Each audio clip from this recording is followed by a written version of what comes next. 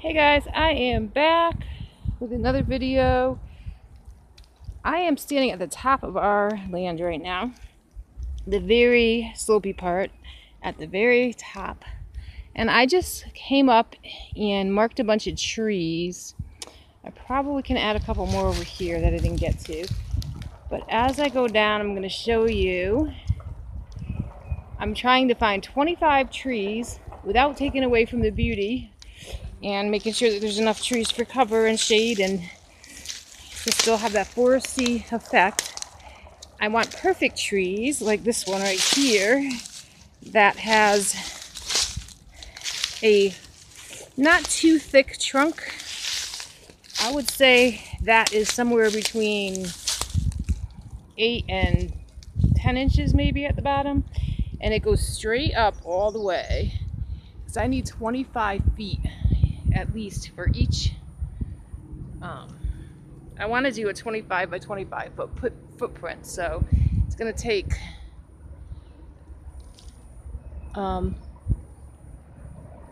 at least, I think maybe even 28 logs, depending on how thick they are, because there's some space in between the logs, to get like an 8 feet ceiling. And then after that we add the roof, which will be a high gable so that we can have a loft on top. So anyways, that's what I'm looking for, is 25 trees. That was the first one that I marked. I'm going to count how many I did since I started. Like I said, there's a couple over there I didn't get to, so I'll probably add at least 2 or 3 over there.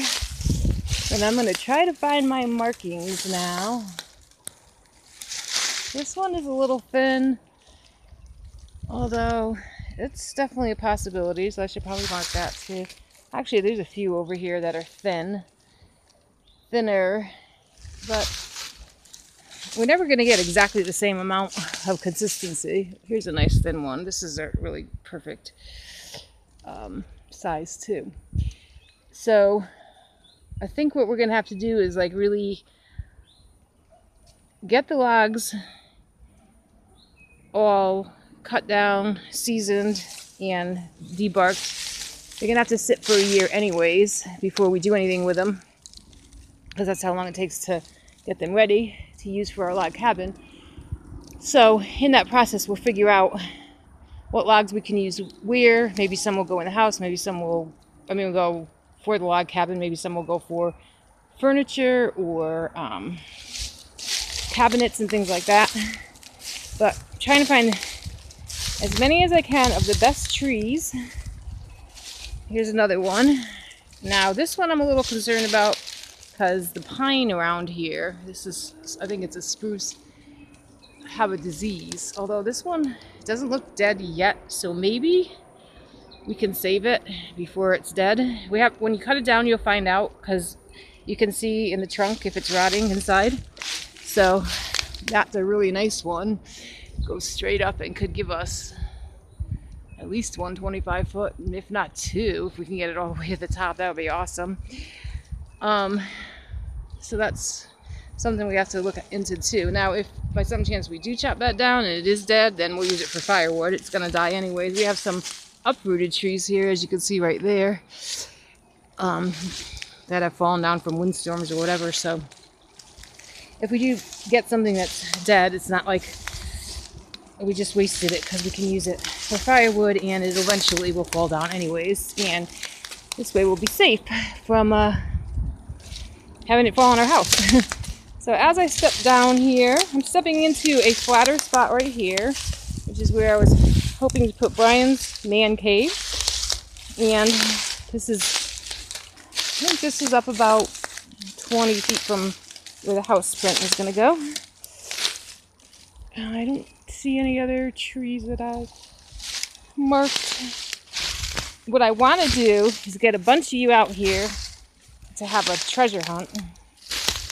And I'm going to do another, or add to this video and talk about how I'm going to do that. But for now, I'm just taking you through the walk in the woods. That looks like a really good one right there, so I don't know why I don't have it marked I might have just ran out of rope, which I have some with me, but I'm not going to worry about it right now because I'm trying to do a video. So I heard something. You have to be very careful about snakes around here because I just read something on the news that snake bites are up a lot this year because of something to do with the weather patterns this year. So if you're out here doing this kind of thing, always be looking down. Things like this, where there's broken down branches and piles of wood where they love to hide, so especially be careful around there. I'm going to go around it. See how many more trees I can find that I marked. I see one right here. That's a nice one. That one again is that perfect 8 to 10 inch straight up all the way. Could be 2 there. Beautiful specimen. Now, the inspector told me that we have a few different kinds of trees here. Maybe some of you are better at noticing what they are than me. He said probably a mixture of poplar. There's some beech. He even saw cherry.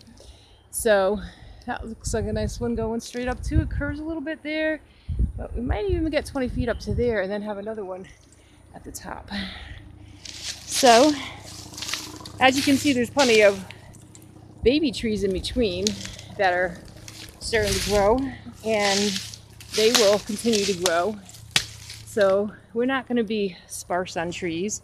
We're not going to take anything this thick, like this one right here, down, because first of all, it'll be a nice shade tree, and second, it'll be too thick to really use for a log cabin, and